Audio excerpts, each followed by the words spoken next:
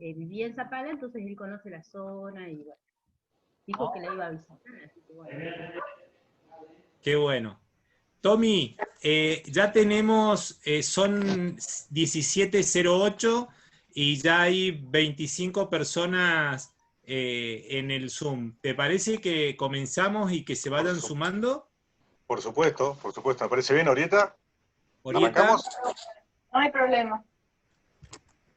Bueno, Iván Moyano, que es el técnico que graba, ya puso a grabar, así que los saludos nuevamente. Buenas tardes a todos y a todas. Bienvenidos a este ciclo denominado Leemos el Mundo del Centro de Documentación e Información Educativa del Consejo Provincial de Educación.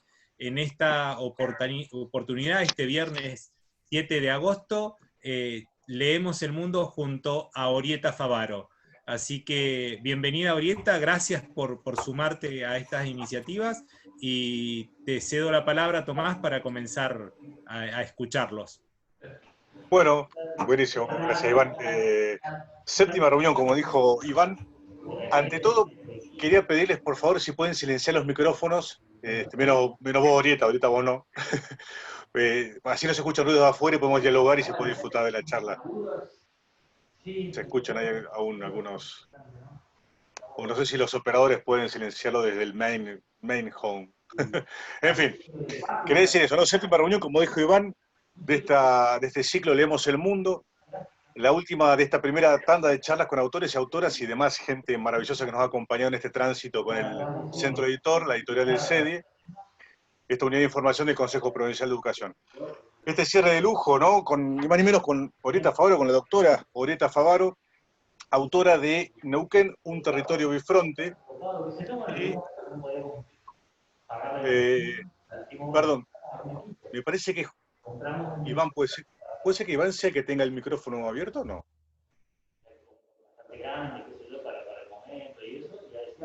Sí. Ahora yo me comunico por privado. Dale, bueno. Justo. Entonces, decía, Orieta es autora de estos dos libros de que integran nuestro catálogo del centro editor, Neuquén, un territorio bifronte, y Neuquén, una provincia mediterránea. Dos obras fabulosas, a mi juicio lector y como lector de historia. También es autora estas dos obras aparecieron en 2018, y ella también es autora de un capítulo de historia política, incluido en el volumen ¿Qué pasaba en Neuquén?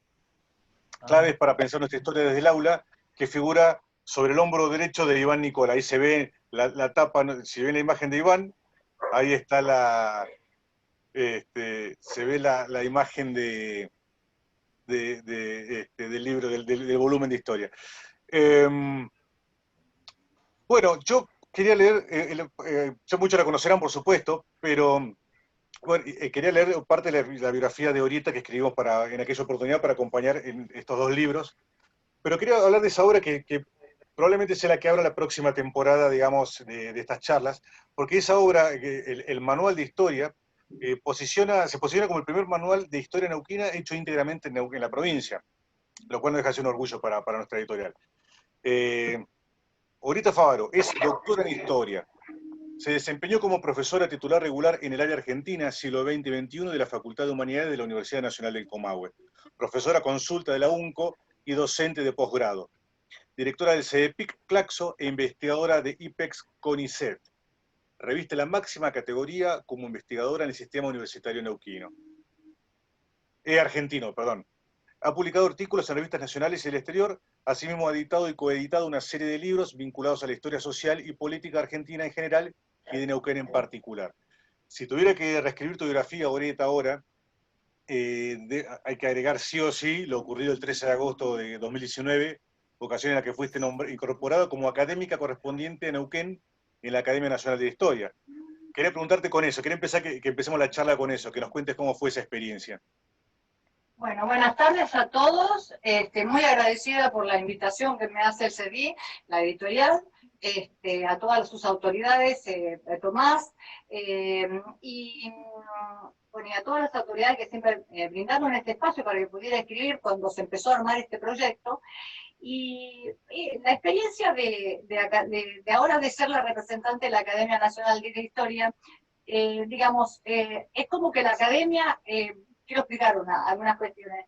La academia ha sido un lugar que reunía en general a historiadores muy conservadores. En realidad no fue el mejor espacio, por lo menos durante mucho tiempo. Pero sin embargo, a partir de los 80, cuando se empieza a renovar la historiografía, muy lentamente fue convocando a gente. Y a mí en varias oportunidades me convocó hasta que definitivamente me ofrece no solamente integrarme como representante de Neuquén, que fue el año pasado, sino además para dar una charla que después se convirtió en un artículo que fue publicado este año. Así que, digamos, me parece que las cosas se mejoran desde adentro.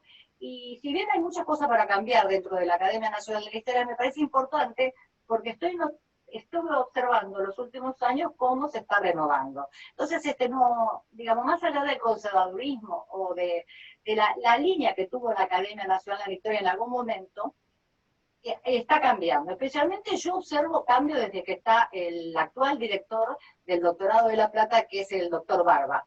Y veo que las cosas, y que además fue importante haber participado y haber planteado en ese momento la necesidad de mirar la historia desde otro lugar, de terminar con esa historia nacional que se hace y se genera desde la pampa húmeda.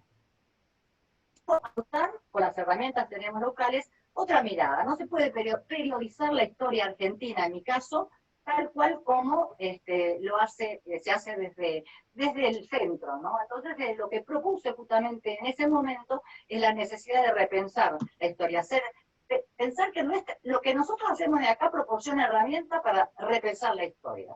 Y bueno, me incorporaron y ahora seguiré participando en cada vez que sea necesario.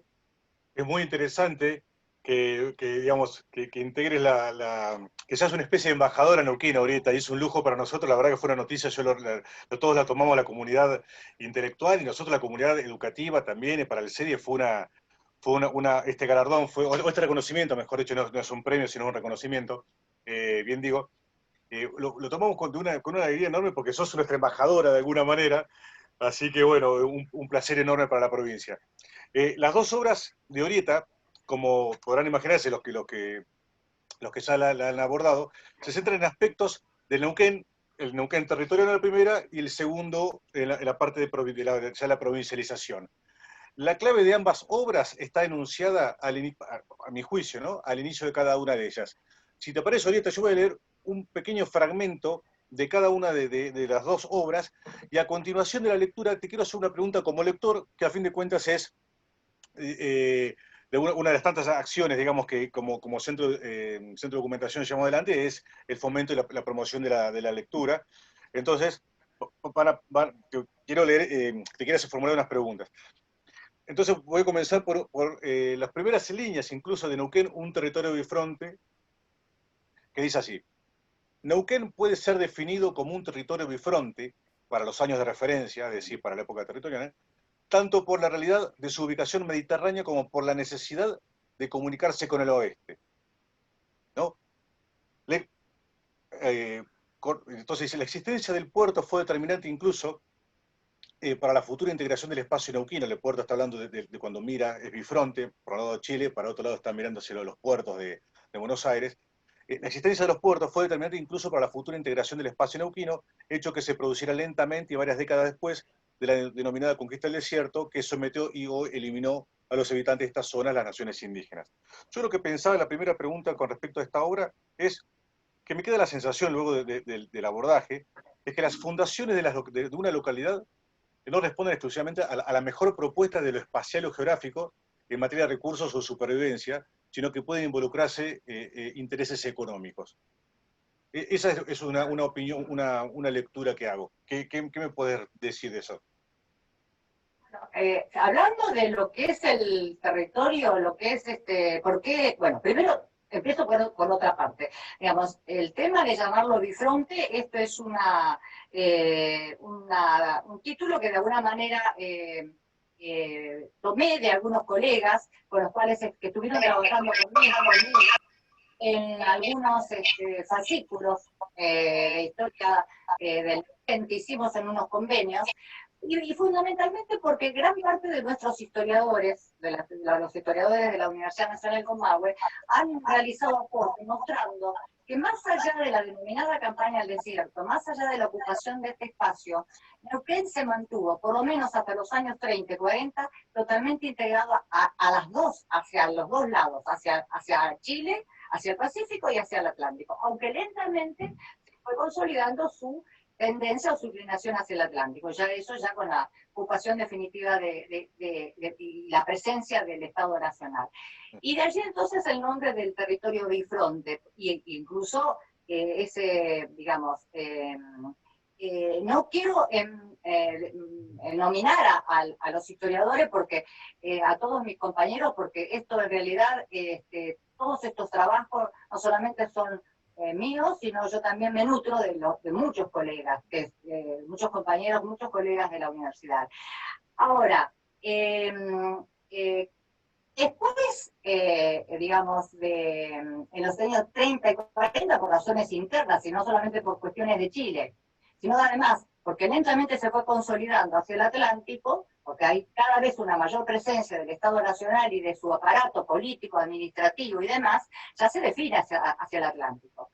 Y allí entonces la idea del territorio bifronte. Ahora, si vos me preguntás, ¿la fundación de ciudades, a eso te referís? ¿Neuquén, concretamente? ¿La ciudad de Neuquén? Sí, yo pensaba en la fundación de los territorios que muchas veces tienen que ver con por donde pasaba el tren, o donde se quería que pase el tren.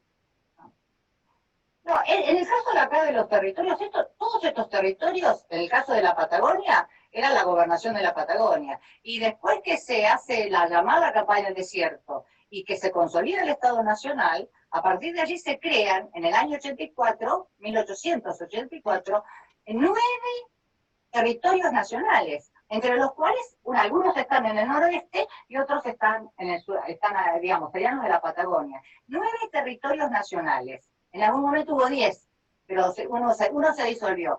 Y porque de acuerdo a la filosofía del Estado Nacional de esa época, estos espacios eran vacíos. Y no eran vacíos, porque realmente había una población aquí. Bueno, y esa es lo que hizo la llamada campaña al desierto, correr y eliminar a la población originaria. Ahora, cuando se hace la ley creando estos territorios nacionales, que la ley decía de que de alguna manera, cuando tuvieran algunas condiciones, se iban a convertir en provincias, no sucedió así. Yo revisaba, cuando trataba de resumir alguna de estas líneas,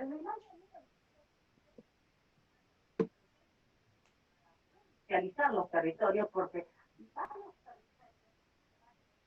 muchas de las condiciones que establecía la ley de 1884, y sin embargo, quedaron ahí estancados, o no se trataron lo suficiente, o quedaron en Cámara de Diputados, o quedaron en Cámara de Senadores, y recién después se van a provincializar, 70 años después. Algunos primero comienzan después de la reforma de la Constitución en el año 49, durante el gobierno peronista, recién empiezan a provincializarse a partir del 51. Primero algunos y los otros caímos últimos. Fuimos uno de los que caímos últimos, recién en el 55.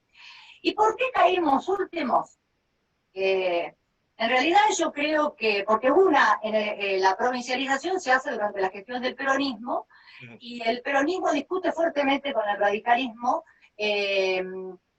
digamos, ¿cuál es la razón fundamental para provincializar si tenía que ser gradual? Además estuvo también la Revolución Libertadora, que interrumpe el proceso. Pero no nos adelantemos. Yo lo que te quería preguntar del primer libro era concretamente... ¿Me escuchás? Sí. No, era concretamente esto, te lo voy a decir, nos conocemos así, te lo voy a preguntar más descarnadamente. Me queda la idea después de la lectura, concretamente, que en los acuerdos del Estado Nacional con las empresas de capitales británicos para el trazado de los ferrocarriles, eso tuvo mucha incidencia con las puntas de rieles, es decir, con la definición de algunos poblados donde iba a haber gente, ¿no? Habitando. Digo, no es así, no es que donde pasaba el tren es donde de alguna manera iba a haber los grandes centros urbanos, o me queda esa sensación que muchas veces la historia ¿no? Nos enseña a pensar como cuentitos y muchas veces no es tan así como salen los libros. Sí, sí, sí, bueno, retomando entonces lo que voy a decir, bueno, se provincializa el 55. Ahora, si vamos a hablar de Neuquén capital, de Neuquén, Neuquén en realidad es una ciudad que, como muy bien decía Olascuaga en su momento, hubiera sido un gran centro urbano, muy importante por las mismas situaciones, por el mismo lugar geográfico que ocupaba. Incluso más de uno lo apreció así. A Olascuaga eso le costó no ser nunca ascendido por el general Roca, que se murió como coronel, nunca fue ascendido a general, por justamente la disputa que tuvo. Pero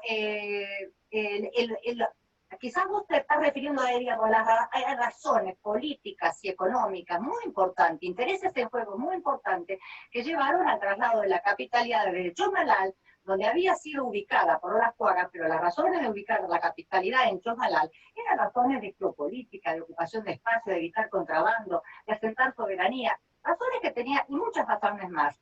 Y se traslada a la confluencia, porque allí en la confluencia ya recién había asumido Carlos Berrondán.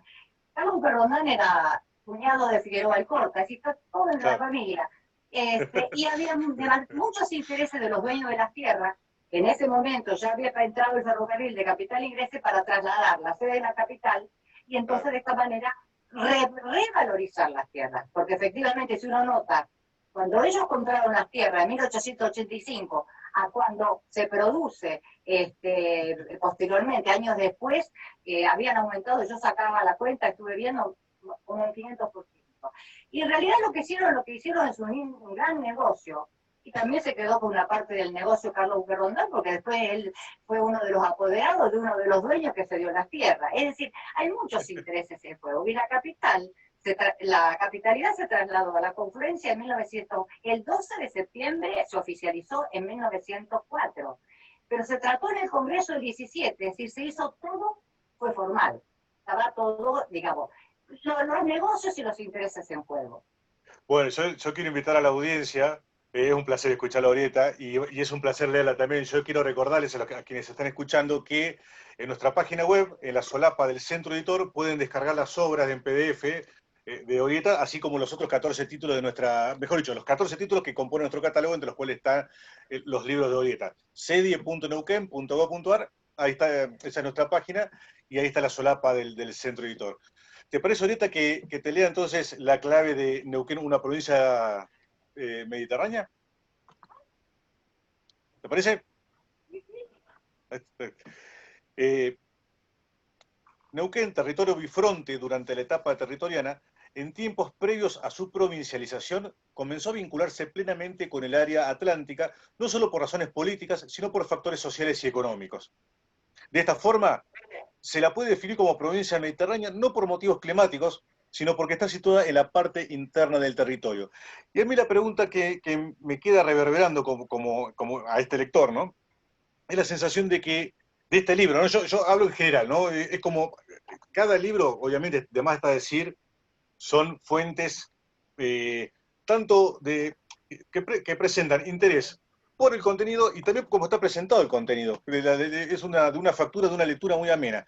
Pero ¿qué quiero decir? Que lo que me queda reverberando de esta segunda obra es la sensación de que un modelo económico que apostaba por las energías sustentables y renovables fue posible. No sé si decir es posible, pero sí lo fue, al menos en el ideal político de determinados gobiernos provinciales. Sé que me adelanto, pero yo te quiero contar cuál es mi experiencia como lector. ¿Qué te parece esa lectura? Bueno, a ver, en ese segundo texto, incluso primero quiero decir por qué lo periodizo así. Desde que primero lo periodizó el 55 porque fue convertida en provincia en el 55, pero bueno, tuvo que esperar 2 años más porque se produce el golpe de Estado y la caída del gobierno que había provincializado los territorios, y lo llevo solo hasta el 2003 porque bueno, formo parte de los docentes e investigadores que hacemos historia reciente y consideramos que la historia reciente es un pasado abierto y que nosotros tenemos que ver hasta dónde llegamos. ¿Y por qué periodizamos así? Porque se necesita, hay como una necesidad de ir enfriando Claro. en las últimas décadas, hasta que exista la suficiente historiografía. Claro, el problema de las crónicas, ese es el problema de la crónica. Hay mucha demanda, pero la historia reciente, digamos, el que escribe al día de hoy es un politólogo. Yo, historiadora, no me animaría a escribir algo sobre el día de hoy. Me parece que eso es más para el cientista político, para el politólogo. Por eso digo, yo decidí cortarlos en el 2003, precisamente porque considero que sobre los últimos 15 o 20 años se necesita enfriar bastante, discutir mucha más bibliografía, más repositorios, muchas más fuentes. Entonces, bueno, ese es el corte. Ahora, después lo que hago en el libro, a ver si apunto, voy acercándome a lo que vos preguntás, es hacer un poco erigiendo grandes problemas de la historia de la provincia, que comienza con la Unión Cívica Radical, intransigente, porque está proscripto, además el peronismo no se puede presentar, y después aparece el Movimiento Popular Neuquino, primero como un partido neoperonista, luego le disputa al peronismo como el verdadero peronismo en el año 73, y después a mi criterio en los 80 logra ubicarse como un partido provincial, es decir, un partido que tiene un perfil propio. Ahora, eso no quiere decir que no hubiera otros partidos. Hay otros partidos, y en las etapas democráticas hubo otros partidos que pudieron actuar.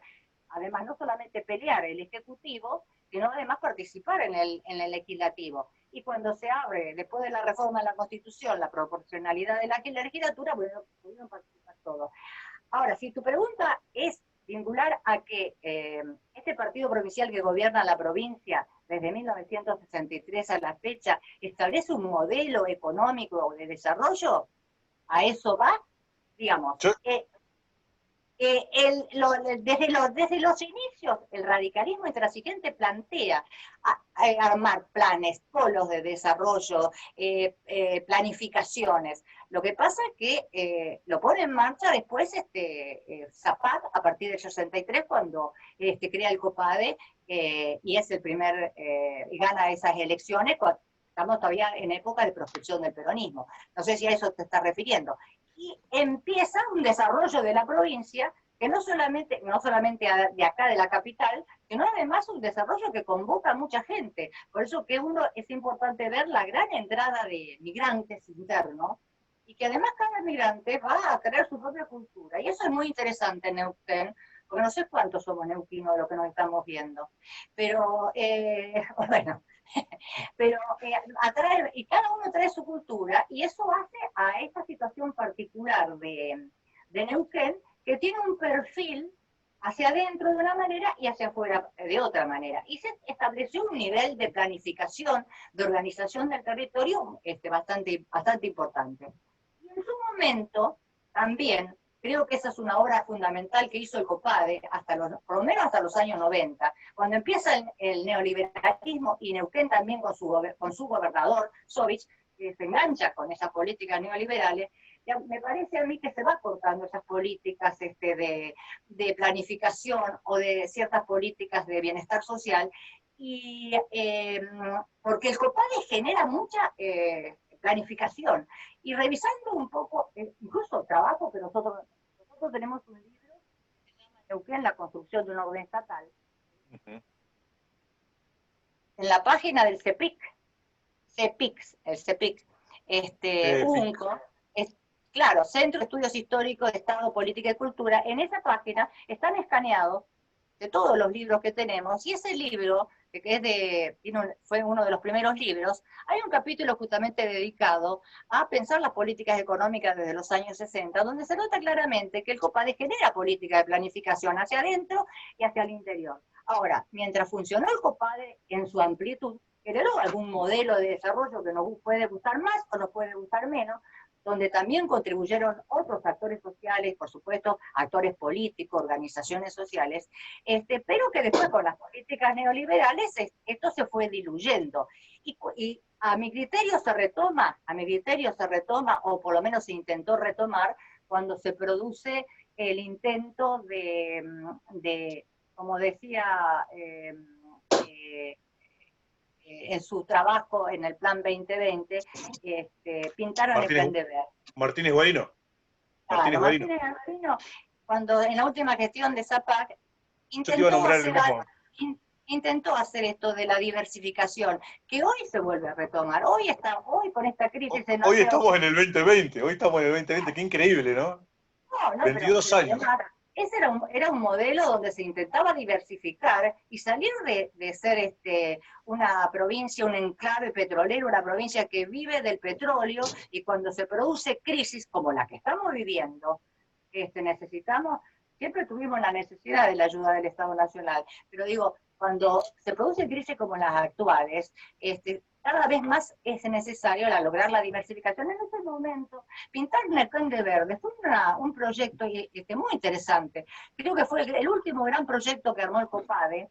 Ya se había privatizado YPF, y consideraba no solamente desarrollar el turismo, sino poner en producción la tierra, industrializar los productos, desarrollar un corredor oceánico, reactivar el Mercosur, comercializar con Chile, con el Atlántico. Era algo realmente muy interesante, pero la interna del partido llevó a que perdieran las elecciones, y luego triunfó el modelo hidrocarburífero, que es el modelo de este enclave petrolero donde nos falta bastante. Es necesaria la diversificación, y recién ahora se está retomando la necesidad de diversificar la economía, que nos salvaría bastante de crisis como la que estamos pasando.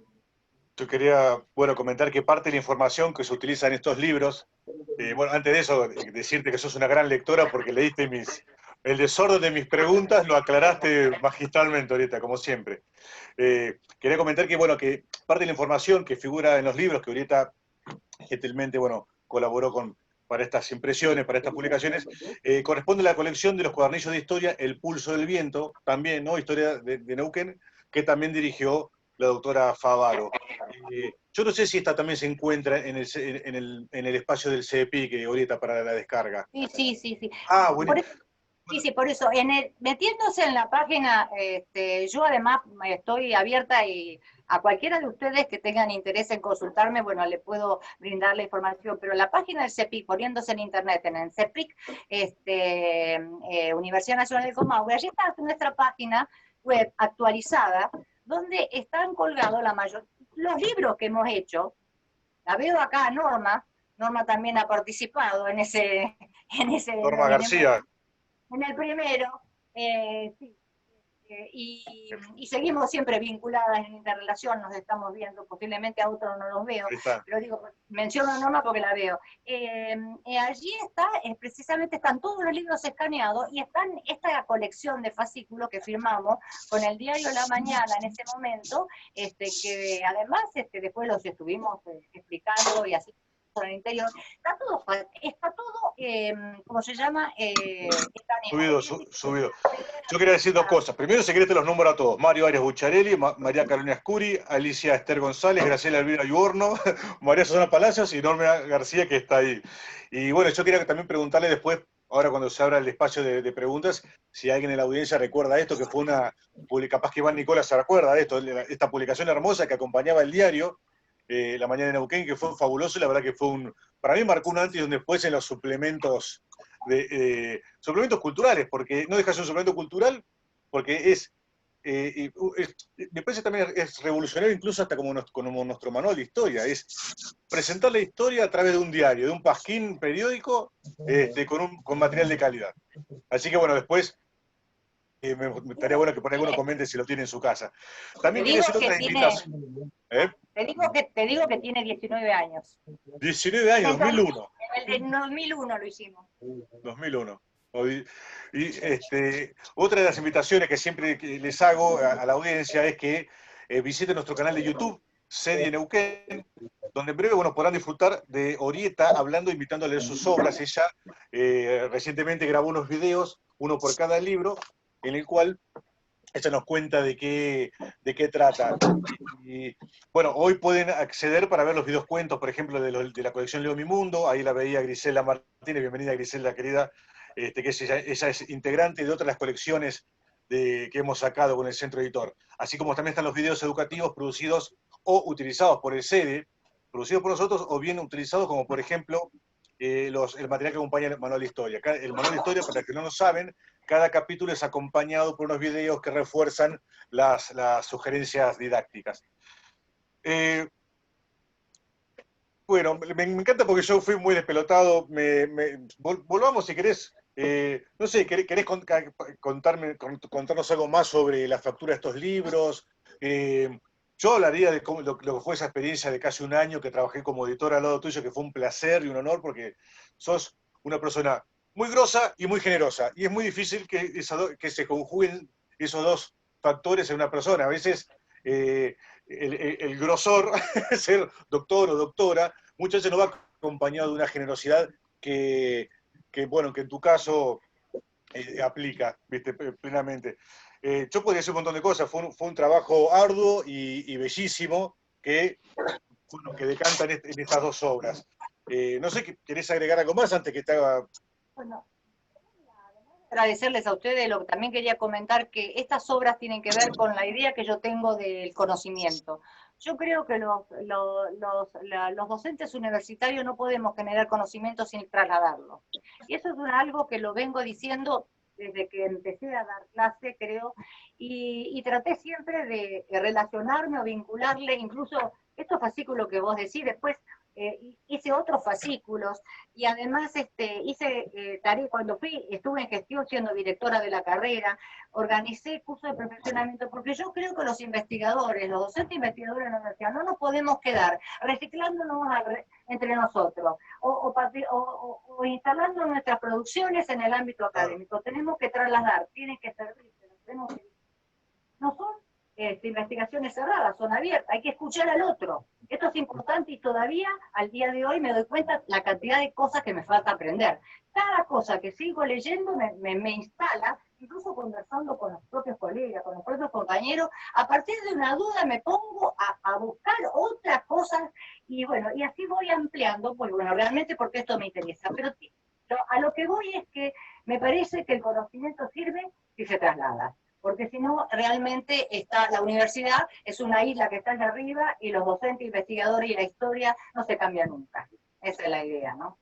Por eso, digamos, cuando acepté el ofrecimiento del CEDI, hice estos convenios y permanentemente hago las tareas que sea de transferencia. A mí me gusta mucho, porque me parece que es una obligación del historiador sacar afuera el conocimiento, porque si no, estas cosas, incluso hasta las últimas décadas he dejado de participar de los congresos, porque me parece que en los congresos nos vemos la cara y hacemos nada más que escucharnos a nosotros mismos. Y en medio como, prefiero estas cosas más abiertas.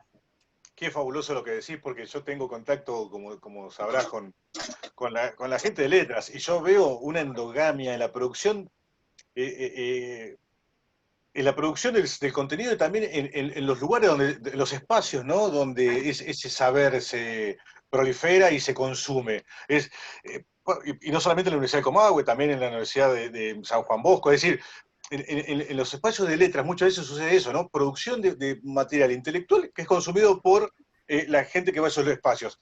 De manera que me parece que el trabajo tuyo, por ahí Norma dice que da fe de tu generosidad. Yo celebro la verdad que haya gente como ustedes, porque bueno, todo el equipo ha sido siempre muy generoso y además han sabido transferir estos saberes a estos espacios, ¿no? de educación secundaria y demás. Eso también es interesante, ¿no?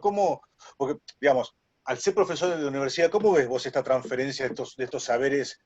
¿Cómo te imaginas el aprovechamiento de estos libros en la escuela secundaria? Bueno, es un proceso lento. A nosotros nos cuesta mucho adecuar los conocimientos, seleccionar los temas y problemas y adecuar nuestro lenguaje.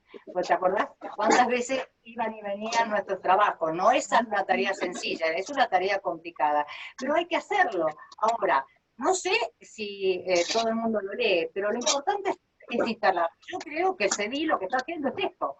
Yo creo que en el caso de estos libros de Historia de Neuquén, más el manual sobre lo que pasaba en Neuquén, donde, bueno, yo tuve bastante que ver con todo esto y además participé en el. Me parece que es fundamental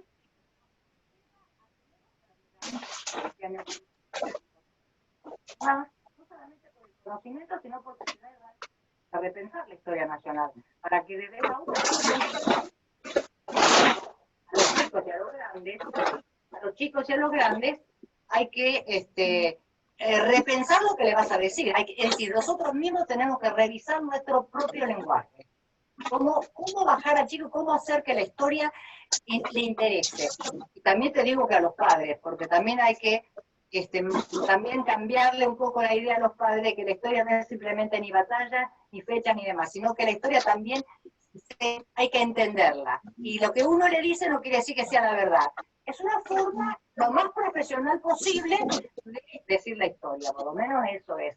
Ahora, a mí me parece muy importante la tarea que está haciendo el centro editor, lo que están haciendo ustedes es extraordinario, que se puede distribuir este libro, porque a mí me ha llegado información de muchas escuelas donde ya no está, creo que no sé si en qué año, no sé si cuarto año, se necesita historiano, que entonces es una manera de revisar todos estos conocimientos. Así que ojalá que sirva, que realmente sea útil. Bueno, la verdad que está buenísimo. Mariana de Contexto de Encierro es que tiene el micrófono abierto y ahí, mirá, ahí se puso. Dejó el micrófono abierto y se fue. ¿No se puede silenciar, Iván, alguno de los Ivanes, no lo puede silenciar desde la operativa ahí? Porque la verdad que me perdí lo último de la que dio ahorita, pero bueno. Y ahí está intentando Iván silenciar a Mariale, de Contexto de Bueno. Encierro. Bien, qué lástima. Ahorita, querida, te tengo que hacer la pregunta común a todas las entrevistas antes de darle espacio a que vuelan a que abran los micrófonos. ¿Cómo? Ay, la pucha. Es el sol hermoso, ese fondo me encanta, pero el ruido me distrae. ¿Cómo lee el mundo Orita Favaro? Difícil. Y en este contexto. Y la verdad en este contexto es muy complicado, pero bueno, como historiadora pienso, tengo una mirada positiva, pienso que en el sentido de que más allá de todo lo que esto nos está costando, creo que algo en el capitalismo va a tener que modificarse. Por lo menos cada nación, de acuerdo a su propia cultura, irá introduciendo alguna modificación, aunque sea a largo tiempo, como para pensar que, por lo menos lo que yo pienso, que las políticas neoliberales o ese neoliberalismo que tuvimos durante tanto tiempo ya no da para más. Es decir, el mundo es diferente, cada país tiene su propia cultura, cada país está afrontando la pandemia como puede, nosotros tenemos nuestra propia realidad, pero algo tiene que quedar dentro como digamos, tiene que quedar algo, algo tenemos que aprender de esto. No sé si, por lo menos yo no sé si lo voy a alcanzar a ver, y menos a escribir sobre este tema, pero creo que hay que revisar porque es un momento muy complejo, muy complejo. Y bueno, y estamos viendo la diversidad de opciones que está pasando y cómo en algunos momentos la historia es fundamental. Cuando vos me hablabas del modelo de desarrollo, yo decía, pensar que en 1995 se pensaba diversificar la economía y ahora se están hablando de la diversificación de la economía y salir del modelo hidrocarburífero. Están ahora hablando de un colchón anticrisis, discutiendo si es nada más que reservar o guardar plata o diversificar la economía de este bendito Neuquén. Es decir, para algo sirve la historia. Entonces, bueno, yo creo que hay que aprender un poco la lección en todo. Y en ese sentido, bueno, vamos a ver cómo termina todo esto. No es el mejor de los panoramas, pero hay que ser positivo. Y hay que ser positivo y como te dice todo el mundo, hay que cuidarse. Barbijo, poca comunicación, poco contacto social, jabón y agua. Y después lo demás hay que sobrevivir. En mi caso, yo sobrevivo haciendo esto, me encanta lo que estoy haciendo. Y más que nunca esto me ha permitido no solamente trabajar en el doctorado, donde estoy trabajando toda la semana, porque estamos haciendo una tarea armando un taller de tesis para ya preparar a los alumnos en sus borradores de tesis, sino además estoy haciendo charlas como las que me está proponiendo ustedes y por supuesto escribiendo muchas cosas. Ah, bueno, yo, la verdad que estamos en una realidad embarbijada. Yo me agarran ganas de abrazarlos a todos. ¿Qué quiere que te diga? La verdad que te agradezco mucho, Dieta. Siempre clara, siempre es un placer escuchar. Yo, por mi parte, seguiré hablando con vos, pero te llamo por teléfono. Cuando terminamos, te llamo y seguimos charlando. Pero me parece ahora también como un acto de bondad y generosidad que la gente que está acompañándonos abran sus micrófonos y te hagan sus preguntas. ¿Te parece? Bueno. Iván, activamos la Bueno, segunda parte. la segunda parte, comentarte, Orieta, que nos está acompañando Andrés Chaloupac de Chubut, del IFD de la localidad de Esquel. Nos está acompañando Iris Jiménez, que es la referente del Plan Provincial de Lecturas de la provincia de Río Negro. Se suma a las acciones que llevamos adelante y tratamos de estar siempre en contacto porque lo pensamos todo como una provincia dividida en dos, en realidad, que nos tenemos muchas cosas en común. Hay gente de diferentes rincones de la provincia, hay alguien escuchando a usted, Claudina de Barrancas, Viviana de Zapala, estaba Aide Huinca de Aluminé, María Marta Paz de San Martín, así que ahí no quiero nombrar más porque alguno me voy a olvidar, alguna localidad. Los mensajes que tenemos en el chat te los voy transmitiendo. Muy interesante, comparto absolutamente lo que dice Orieta, nos dice Iris Jiménez, María Gabriela Sánchez de Rincón, qué genia la generosidad de los grandes, democratización del conocimiento, Eva Schneider, gracias, Tere Prades, genia Orieta, fue mi profe de cívica en IMA, NQN, desde allí me gusta la política. Así que no queremos decir años ni nada, porque no. Orieta, mira, hay gente que no pudo estar porque tenía otros compromisos o porque en la localidad era el día de salida según el DNI, pero me compartieron preguntas vía WhatsApp. Te la voy a transmitir antes de abrir el micrófono para que el que quiera hacer una pregunta abra. Una es que dice, ¿qué importancia ha tenido, si es que la tuvo, los movimientos sindicales en la construcción de la identidad del Estado provincial? Sí, sí. Fundamentalmente hay ATEN y ATE y la UOCRA en los años 70 han tenido un rol bastante importante porque muchos digamos, de otras ideas políticas a la de la gestión de ese momento, cuando no tenían ingreso o posibilidad de participar en la Cámara de Diputados, ni tampoco en condiciones de disputar la gobernación, tuvieron una forma de expresarse y canalizar todas sus quejas o su protesta y sus pedidos en la calle. Y han sido muy, muy importantes. No nos olvidemos que hablando de docencia, los docentes de Neuquén son uno de los gremios más importantes junto con ATE. Y en su momento yo observaba la importancia que tuvo en los años 70, 80, la UOCRA. Es decir, y por supuesto que hay muchos más, no voy a nombrar a todos los gremios, pero han sido importantes y en ese sentido lograron darle una característica especial a Neuquén, porque el partido que gobierna ha tenido que permanentemente redefinirse. Y en ese sentido, si me están preguntando algo de la identidad, bueno, Norma es especialista en ese tema. Norma García, que va a presentar su tesis justamente doctoral sobre este tema. Y ella es una de las que más ha trabajado. No, pero que ha obligado al partido a repensar el federalismo y a repensarse a sí mismo y a repensar su relación con los otros actores. Muy importante. Otra, esta te la hace mi hija, que no le da vergüenza salir, y como le he contado que ibas a estar y es lectora de estos libros que hemos sacado con el centro editor, ella egresó de séptimo de grado el año pasado, y ahí después va otra pregunta que te quiero hacer con relación al nivel. Ella lo que quiere saber es qué hecho te hubiese gustado presenciar o cuál es el hecho de la historia de Neuquén que más te apasiona. Buena pregunta. quizás pude presenciar lo que fue, y escribí sobre ese tema, lo que fue la situación de la cerámica Sanón. Y escribí sobre ese tema y pude presenciar lo que le pasó a otra empresa que también fue en algo salvada por el Estado, que fue ADOF, y también escribí sobre ese tema.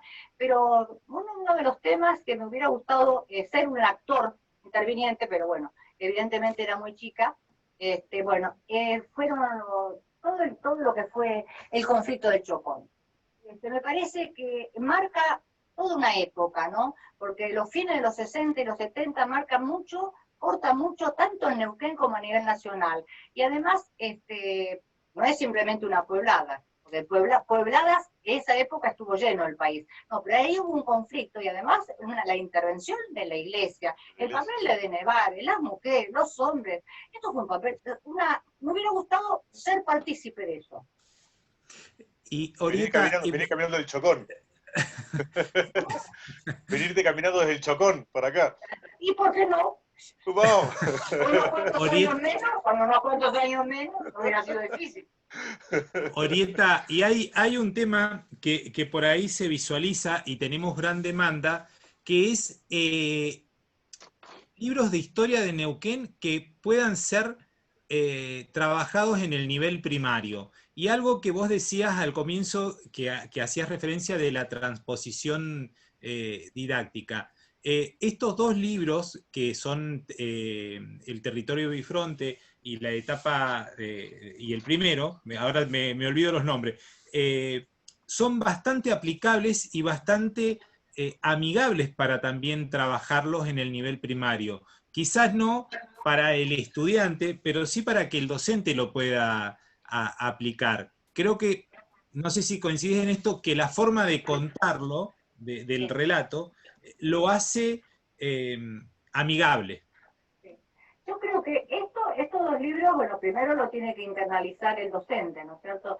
Y después también los fascículos, esos fascículos de historia del 2001, realmente como están acompañados de poco texto y mucha imagen, también son muy buenos, porque es una forma de entrar, porque yo estoy pensando en un chico de la escuela primaria que poco le interesa las ciencias sociales, y quizás la historia, y la historia no sé cuánta importancia se le da a este tema. Por ahí, digamos, de que el docente se meta dentro de este libro y trate de bajar las cosas más importantes, o lo acompañe, lo acompañe por estos fascículos que tienen tantas imágenes, puede ser una buena manera de que los alumnos de la escuela primaria más o menos tengan un pantallazo de lo que significa la historia de esta provincia.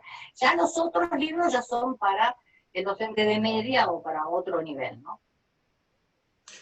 Bueno, estas son las preguntas que he recibido por WhatsApp y metí una preguntita mía.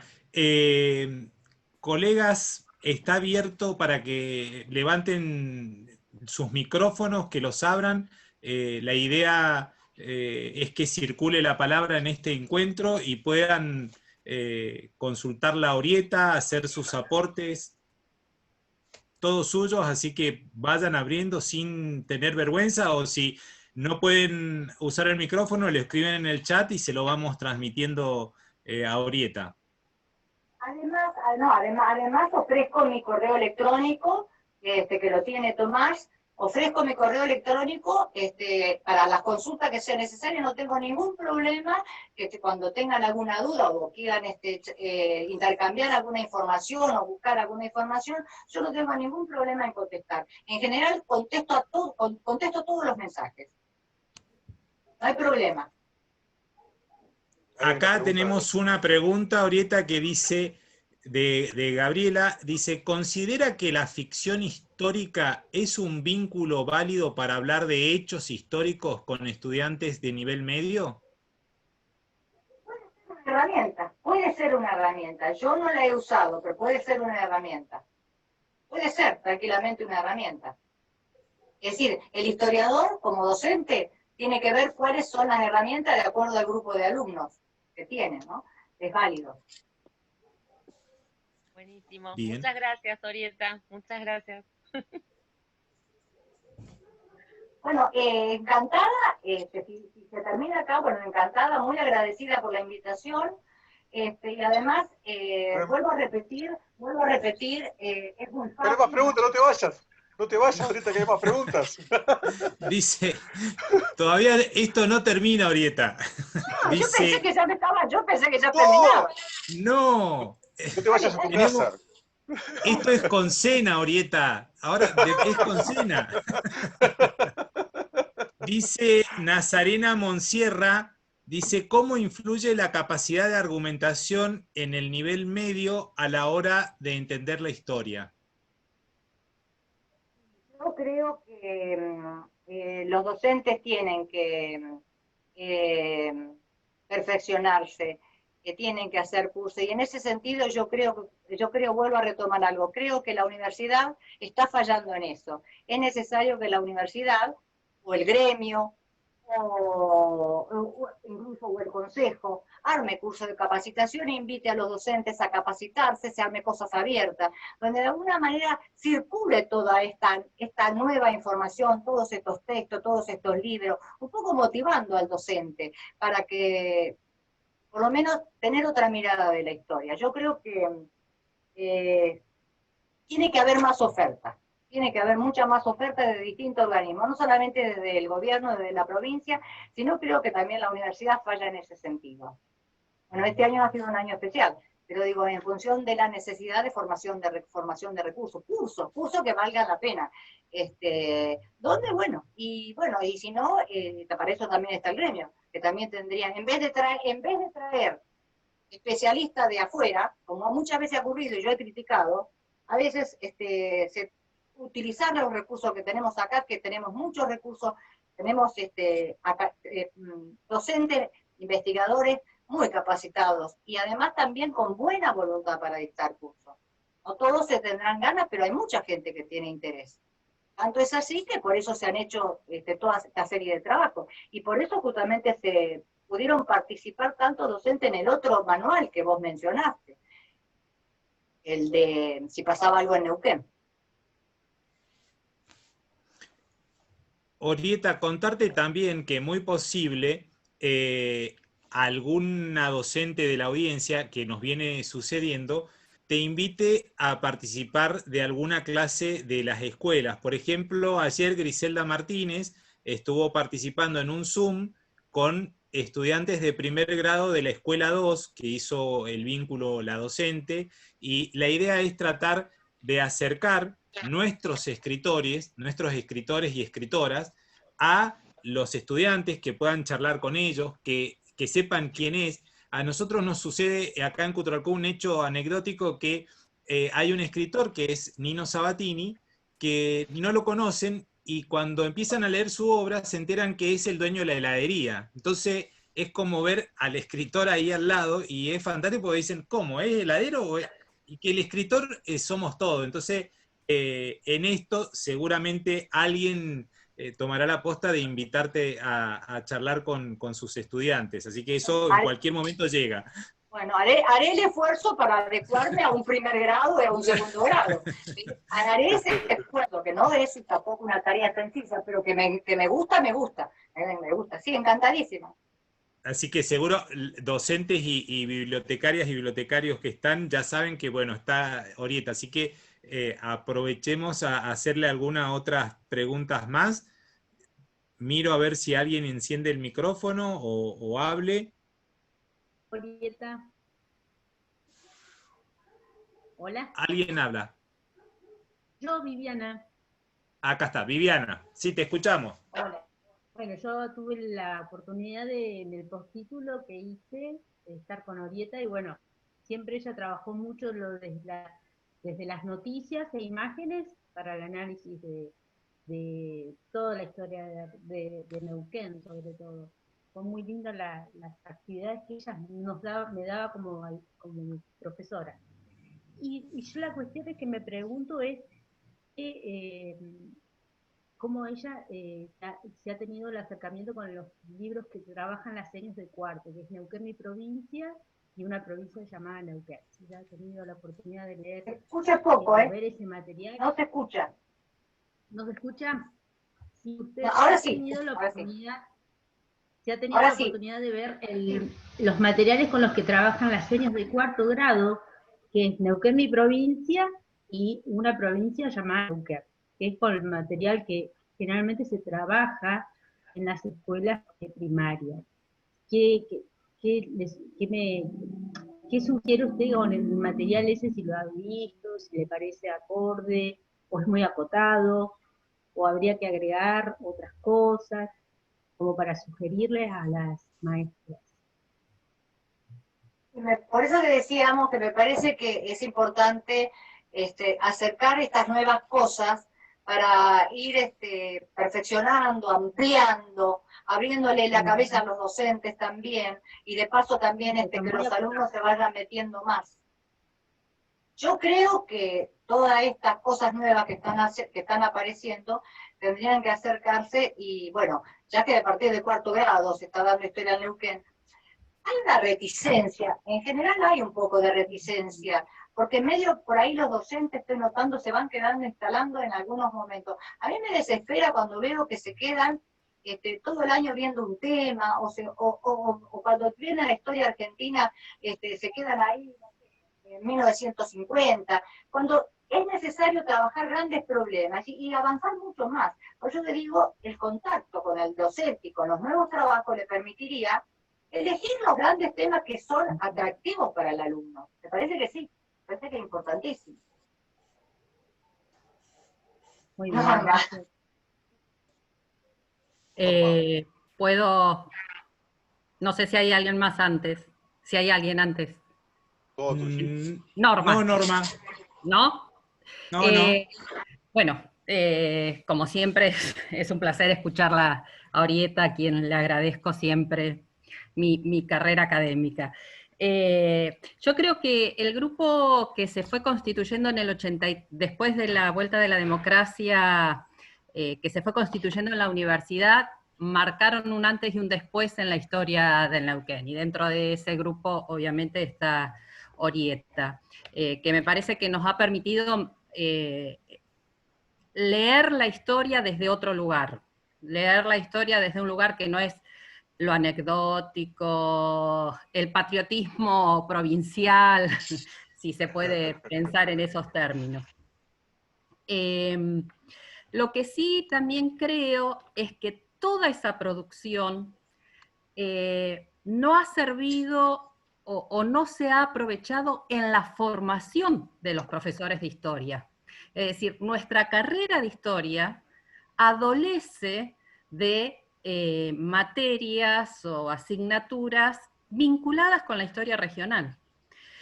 Hay muchísima producción y casi todos los profesores que trabajamos en la universidad hacemos historia regional, provincial, pero después en la formación eso no se ve expresado. Entonces, muchos de los problemas que pasa en el nivel medio tiene que ver con eso, porque nuestros egresados, profesores de historia, no manejan los contenidos que ahora estamos compartiendo a partir de los libros que escribió Orieta y otro grupo de compañeros. Y en el caso yo he trabajado muchos años en un instituto de formación docente que formaba profesores de nivel medio, y el tema del contenido de la historia regional está absolutamente ausente. Entonces, ya en la formación, tanto para profesores de primaria como de secundaria, en la formación está este vacío, está esta ausencia. Entonces es muy difícil, si uno no ha sido formado y no conoce, que después cuando ejerce pueda transmitirlo. Creo que una forma de resolverlo, sobre todo con quienes han egresado, es esto que decía Orieta, hacer capacitación de las cuestiones didácticas, pero también del contenido. Y es poder pensar los contenidos contenidos de la historia de Neuquén en situación de enseñanza, ¿no? Y algo que dijo ahorita, y con lo cual no acuerdo, que ella dice, al chico no le interesa lo de la historia. A mí me parece que al chico, no sé si le interesa o no le interesa, me parece que el interés también se crea, el interés también se genera, y si tenemos maestros o profesores de primaria, profesores de secundaria, formados y conociendo y sabiendo del valor del contenido histórico, me parece que puede generar ese interés.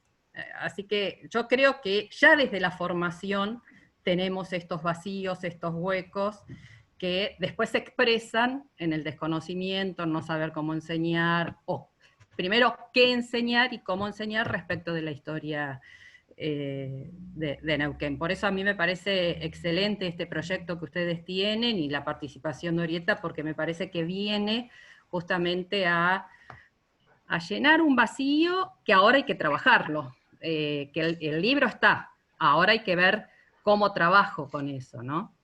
Bueno, era eso, y Orieta siempre genial. No, gracias Norma, pero además lo que dice Norma es correcto en el sentido de que en realidad nosotros tenemos un problema básico en la carrera de historia, que es un plan de estudio que no logramos reformarlo. Entonces, y yo he intentado, cuando fui 4 años directora de la carrera, y fracasé rotundamente, y justamente lo poco que se aporta de la historia regional lo hacemos desde las cátedras que dictamos, instalando lo nacional y, bueno, qué pasaba en Neuquén, lo nacional y qué pasaba en Neuquén. Y es tan grave eso que dice Norma, que historia regional es algo optativo. Por eso tendría que ser una cosa obligatoria.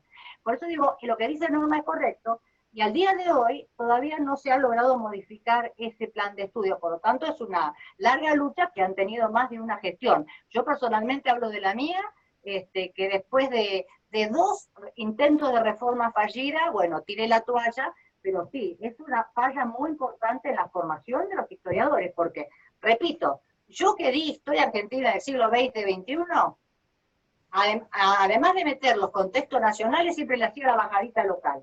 Pero falta la historia regional como lo está comentando Norma, sí, correcto. Y a tal punto que la historia regional es optativa.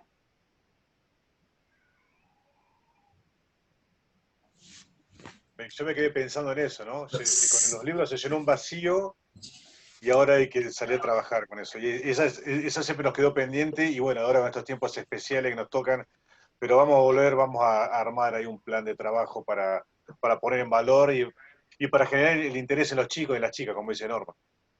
Sí, y destacar que la intención siempre desde el centro de documentación y a través del centro editor es que todo libro publicado por nuestro centro sea mediado, que ese libro llegue a la escuela y que haya una mediación del libro para que se puedan apropiar también del libro para trabajar, porque muchas veces llegan libros que quedan en el olvido y si no hay un trabajo con el mismo de incentivar de qué trata, quién lo hizo, por qué llega a la escuela, bueno, ese es un poco el objetivo que empezábamos a delinear este año con el manual de historia sobre todo, porque el otro ya lo habíamos trabajado, y la pandemia nos agarró sin poder enviar libros a las escuelas, que los tenemos todavía, y que bueno, estábamos en ese proceso. Es destacable, agrego algo, es destacable también lo que dice Norma en cómo se genera el interés.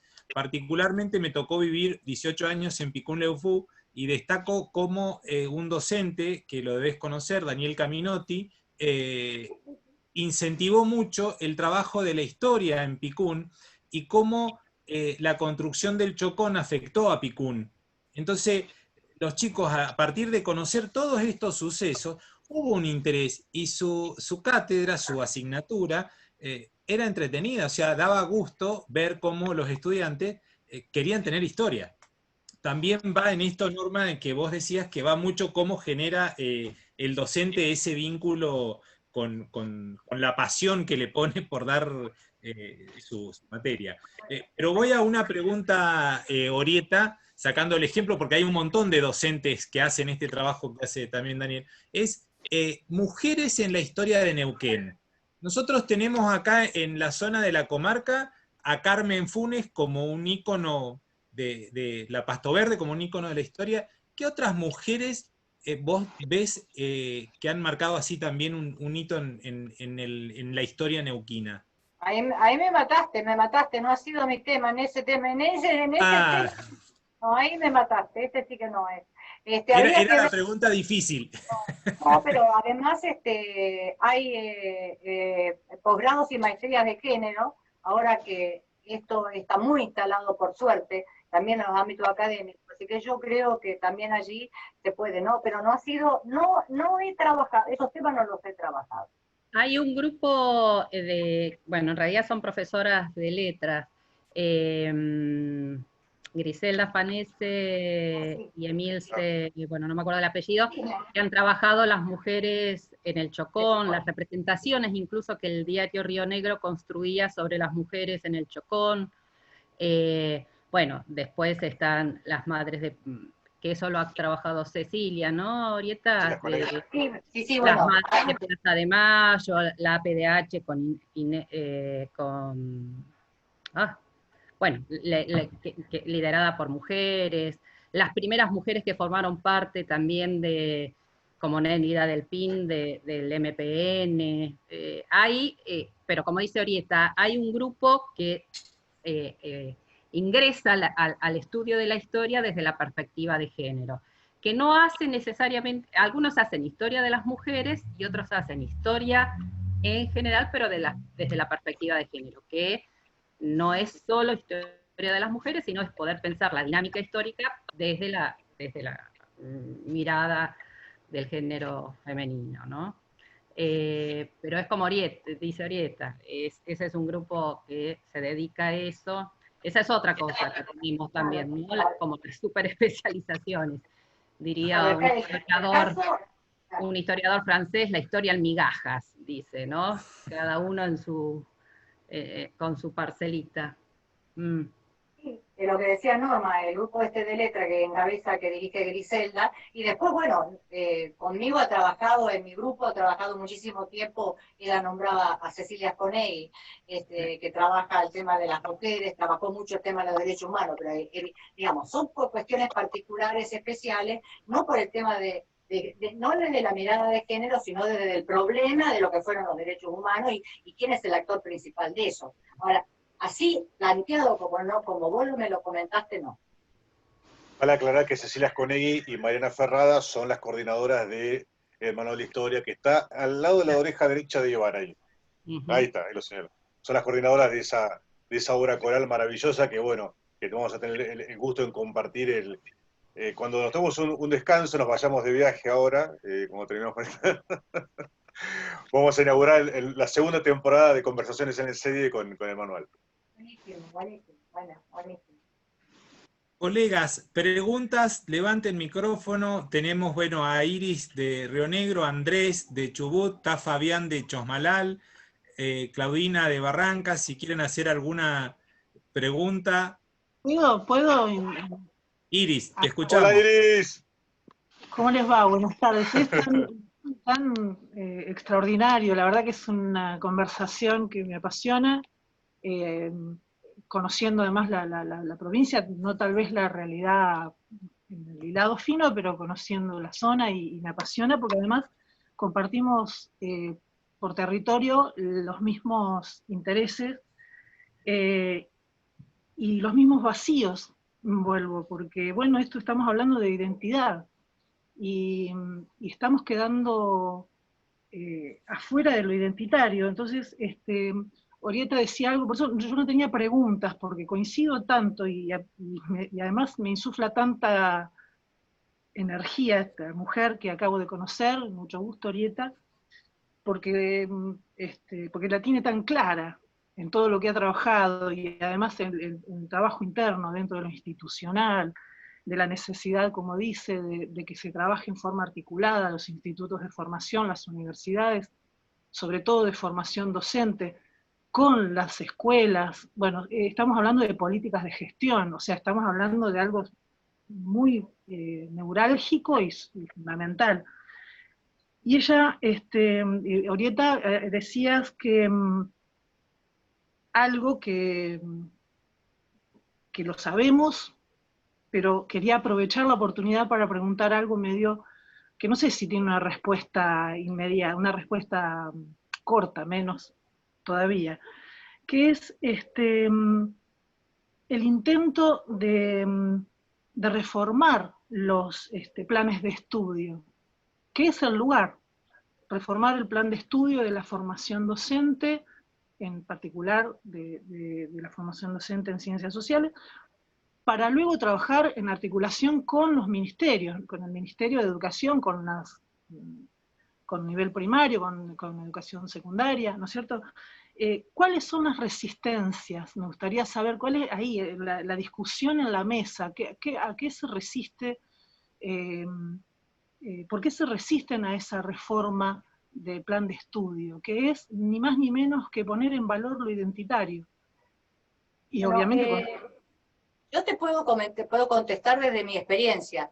Mi experiencia de gestión como directora de departamento, 4 años, y con el fracaso del plan de estudio, la principal resistencia fueron los mismos docentes.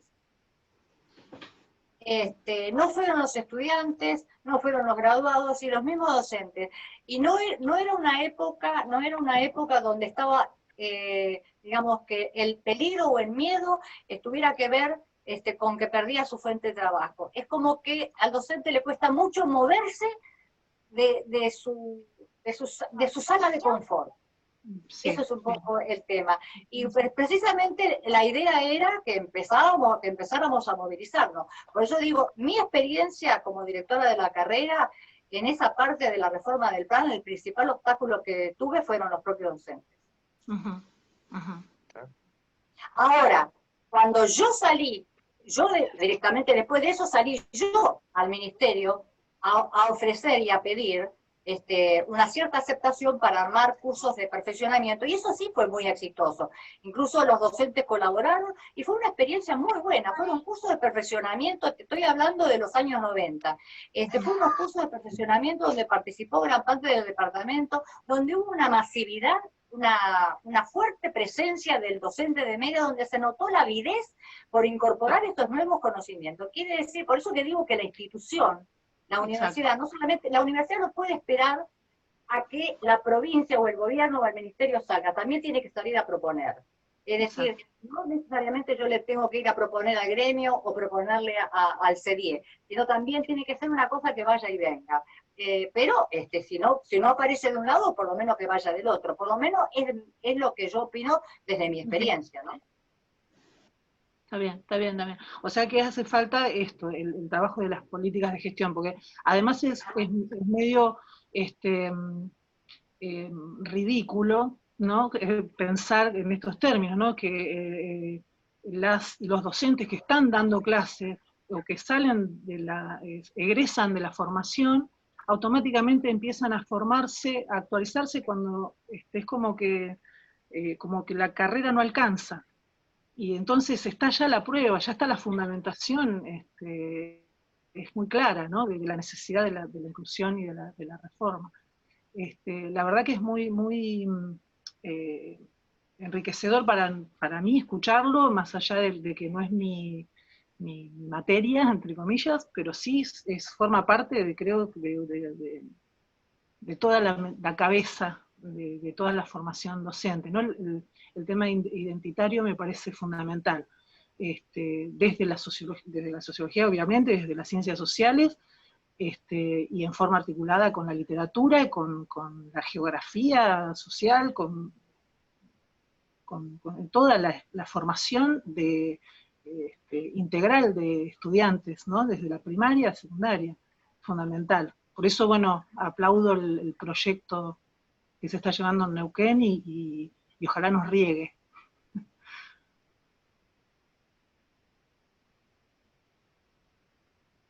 Muchas gracias, Buenísimo. Iván. Tomás, no, gracias a vos, Iris. ¿Alguien más que quiera preguntar? Fabián dice, pasa con la transformación en media. Alicia acota una universidad abierta. Gabriela coincide con Fabián, totalmente de acuerdo, colegas negados al cambio y a la capacitación, bueno, hay de todo en esto. ¿Alguien que quiera hacer otra pregunta antes de ir cerrando la conversación con Orieta? Levante el micrófono, hablen. No vemos nadie por ahí que levante, que abra el micrófono. Se quedaron descargando los libros de nuestra página. Claro. Que ahí Eduardo Brida, que el genio de Eduardo compartió, al principio, viste, publicó la página web para que la tengan a mano y puedan descargar los libros ahí. Qué grande, gracias, Eduardo. Así que, bueno, Tommy. Cerramos. Bueno, Orieta, la verdad que un lujo.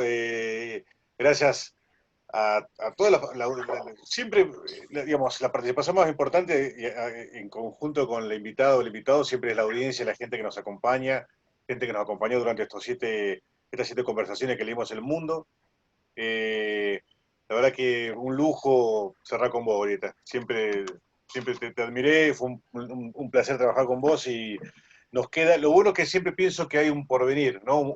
Algo bueno por venir, que es el trabajo, que es algo que vamos a tener que salir a la cancha, como se dice, a promocionar las obras, no solamente con estos 2 libros, sino también con el manual de historia. Creo que se merece, hay un merecimiento compartido ahí, de nosotros, de la gente, de los chicos, todo el mundo necesita, me parece, tener acceso a materiales de calidad, como son estos que tuvimos el privilegio de producir. Así que bueno, nada más. Yo por mi parte, ya muy agradecido. Muchísimas gracias por la invitación, muchas gracias por la participación de todos ustedes, y insisto que para ampliar cualquier otro tema que les pueda interesar, en la página web de la Universidad del Centro, que todavía dirijo, ahí pueden bajar toda la información, y además, por supuesto, está la posibilidad de mi Gmail, que se lo puede mi email, lo podés pasar tranquilamente, Tomás, al que te lo pido. Estuve pasando. Porque yo puedo ir contestando, por lo menos ir remitiendo otra bibliografía, para el que necesita ampliar, ¿no? Encantadísima. Buenísimo. Bueno, muchas gracias, Orieta, por tu amabilidad. Muchas gracias a todos y a todas. Con este encuentro con Orieta cerramos la primer parte de Leemos el Mundo. Vamos a volver en 2 semanas, 3 semanas, ya con otras propuestas para continuar leyendo desde las casas, cada uno cuidándonos. Sigamos aguantando y cuidándonos porque está bravo en ciertas zonas. Hoy Iris nos comentaba por chat que Viedma apareció un caso, y así como aparece uno se multiplican, y la única situación que podemos hacer y solución es cuidarnos. Alcohol en gel, barbijo, como dijo Tomás antes, estamos embarbijados en esta época, así que gracias a todos, un abrazo enorme y ojalá pronto volvamos a podernos abrazar y conversar y tomar un mate. Tommy. No, bueno, recordar esto, ¿no? Que esta charla con Orieta, así como las charlas anteriores, va a estar subida a nuestro canal de YouTube. Estás enmudecido, Tommy. Ahora se te escucha.